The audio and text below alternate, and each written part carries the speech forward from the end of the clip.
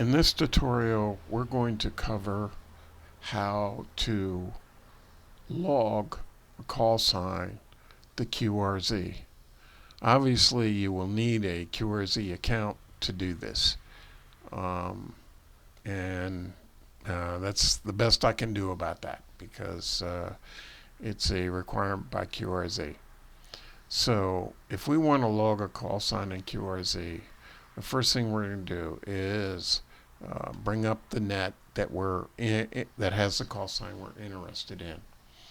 And let's say we want to log Jim here, K5FEL, to our QRZ account. We would click on his call sign button right here, and we will get the call sign handling pop up. And down below you will see two buttons here of interest. One is log K5FEL and the other is the logbook. So let's click on the logbook, and what the logbook does is it brings up the logbook list of call signs.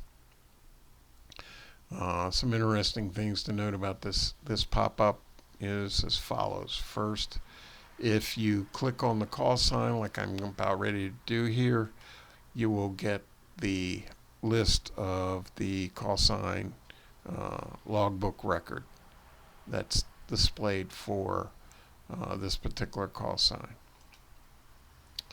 You will notice also on the very right two star buttons.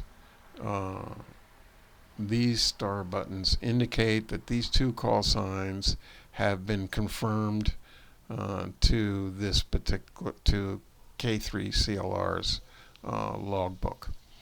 If the star exists with a red crosshatch on it, it means that it hasn't been confirmed and is waiting for confirmation. If you click on the star with the red hatch on it, you will be prompted to go to the QRZ website and confirm that call sign. Another thing to note on this pop-up is that if you click on these numbers on the left, very left, you can delete these records from your QRZ logbook. I don't want to delete these, so I won't do that yet, but I'll show you that in a minute. So we're going to close the logbook as it currently exists, and we're going to log K5FEL to QRZ. What initially comes up is what I call a short minimum required fields by QRZ to log this account.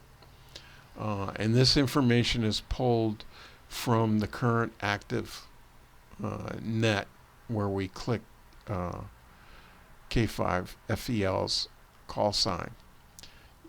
Each one of these fields is editable. That's cute. Each one of these fields is editable. Sounds like eating, but it means I can edit it. So you can change each one of these fields. Like I said, I'm not very good at this tutorial stuff, so bear with me. Anyway, by simply clicking on it. So if we clicked on comment, we can now enter a comment into this field. If we click on time, we can click on the time and change it. The format of these fields is pretty strict in that they need to be formatted like you see here. So what you've got here is the military hours, minutes, and seconds in time. In date, you've got the year, the month, and the day. You need to use this format, otherwise QRZ isn't going to know what you're talking about. Anyway, Uh, we can also go down here and you can see all QSO fields. And this is what I call the detailed list, where every field that QRZ holds in its database is displayed here, and you're able to change and send to QRZ to be updated into the database. Let's just go back to essentials because that's all we care about. So I'm going to submit K5FEL's name, and again, it wants to make sure you want to do that.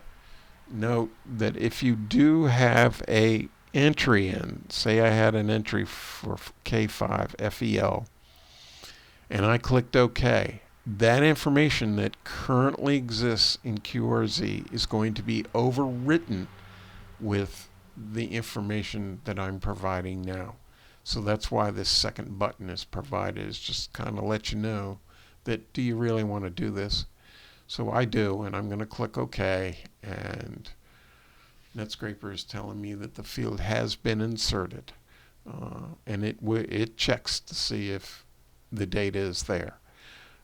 We can visually see it by going back down to Logbook, clicking on Logbook, and you can now see the entry is there.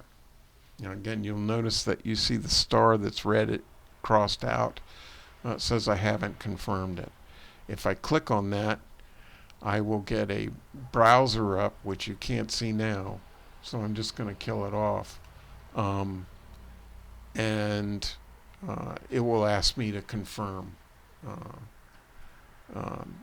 that entry, do a call sign confirm. Again, if I click on the name or the call sign, I get the listing of the whole net. And again, you'll notice that there are fast buttons in this call sign, which I notice I have something there. So anyway, we'll close that. If I want to remove this now, I just click on the number 3, and it highlights it and says, do you want to delete that? Please log into QRZ to confirm call sign. Blah, blah, blah. And that's just saying when I clicked on the confirm, it's telling me that I need to log into QRZ to confirm it. In this case, I want to delete it. It says delete it, so I'm going to delete it. Again, it's a warning. Once you delete it, it's gone. You don't get it back. You click it, and there it is. It's gone. So I'll close that out. And just to rest assured, yes, it's gone.